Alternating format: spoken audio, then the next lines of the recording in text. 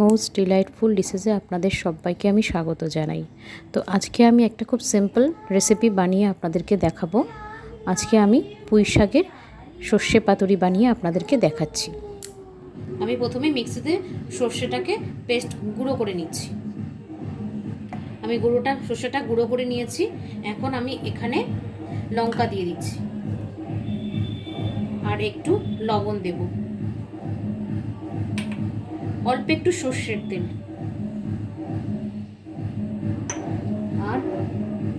আর একটু জল দিয়ে দিচ্ছি, দিয়ে আমি আবার পেস্ট করে নেব। আমি পুরো শসাটা পেস্ট করে নিয়েছি। এখন আমি এটাকে ছেঁকে নেব।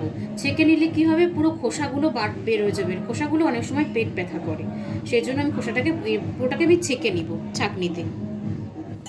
দেখুন আমি কি সুন্দর সর্ষেটাকে খোসাগুলো ছাড়িয়ে পেস্ট বানিয়ে নিয়েছি। আর এই দেখুন কতগুলো খোসা বেরিয়েছে। আপনারা যারা সর্ষা খেলে যাতে আপনাদের খুব কষ্ট হয়, তারা এইভাবে সর্ষেটাকে ছেঁকে নিয়ে বানাতে পারেন।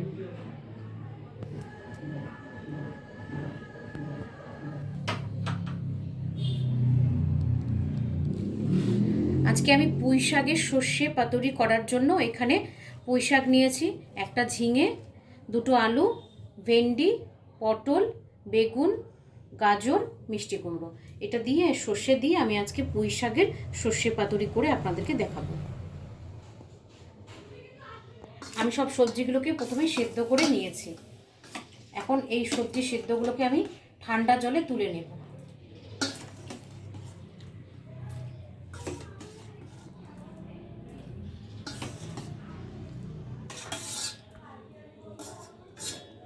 সব সবজিগুলো তুলে নিলাম। এখন এই গরম জলটার মধ্যে আমি পুঁইয়ের পাতাগুলো দিয়ে রাখবো কিছুক্ষণ সময়।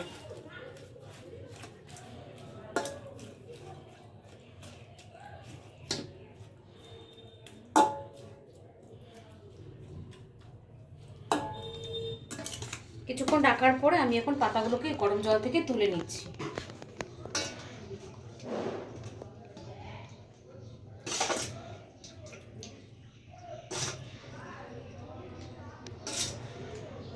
সম্পূর্ণ পাতাগুলো তুলে নিলাম।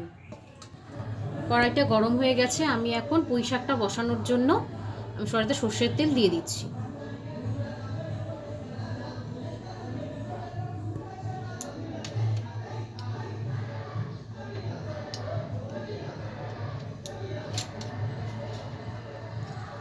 ফোড়নের জন্য অল্প কালো জিরে দিয়ে দিচ্ছি।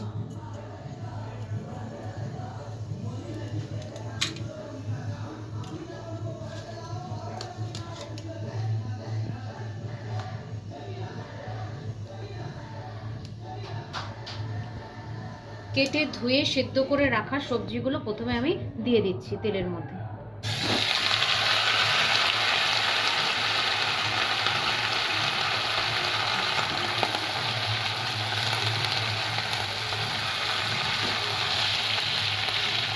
ভালো করে তেলে একটু নাড়াচাড়া করে ভেজে নিচ্ছি।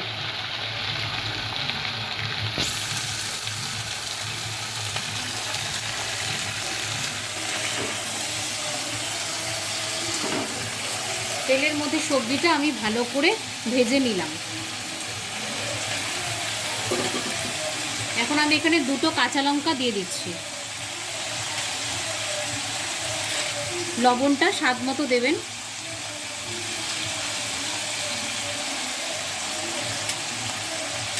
হলুদ গুঁড়ো,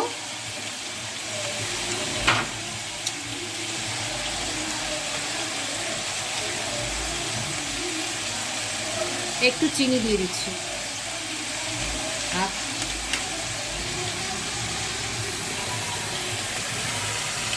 ভালো করে তেলের মধ্যে সবজিগুলোকে ভেজে নিচ্ছি।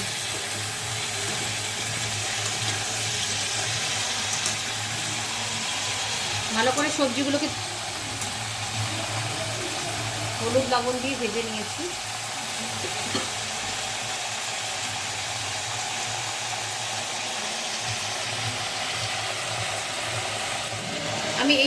আমি এই সবজিগুলোকে ভালো করে ভেজে নিয়েছি। এখন যে পুঁই পাতাটা আমি পরে দিয়ে দিচ্ছি। পুঁই পাতাটা এখন দিয়ে দিচ্ছি।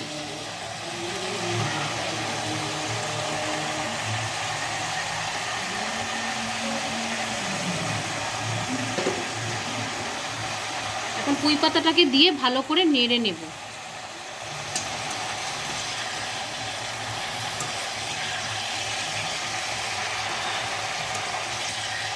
পুঁই পাতাটাকে আমি আলাদা করে দিয়েছি এই কারণেই, না হলে একদম গলে যাবে।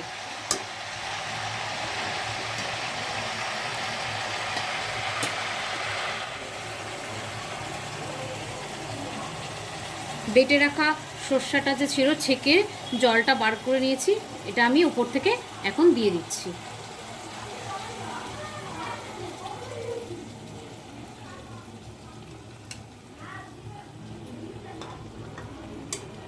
এখন আমি ভালো করে নেড়ে ঢাকা দিয়ে রাখব।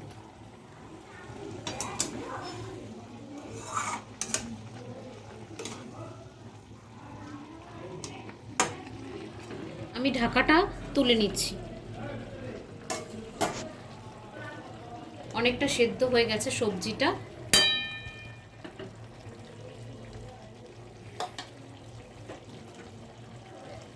এখানে সবজিতে আমি কয়েকটা ভেন্ডি দেব।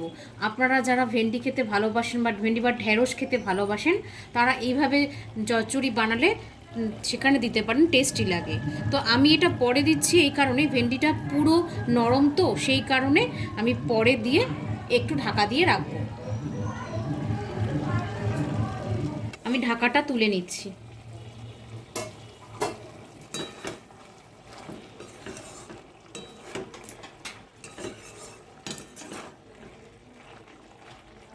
দেখুন সবজিগুলো পুরো ভালো করে সেদ্ধ হয়ে গেছে।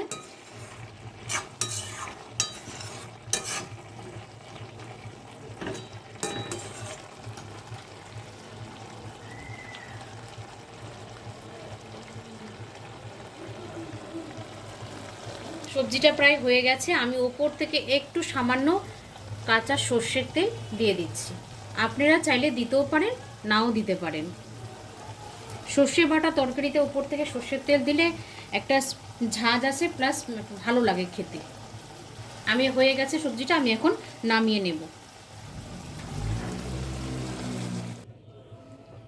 আপনারা যারা সবসময় নিরামিষ খাবার খান, তারা এইভাবে বানিয়ে খেয়ে দেখবেন, খুব ভালো লাগে।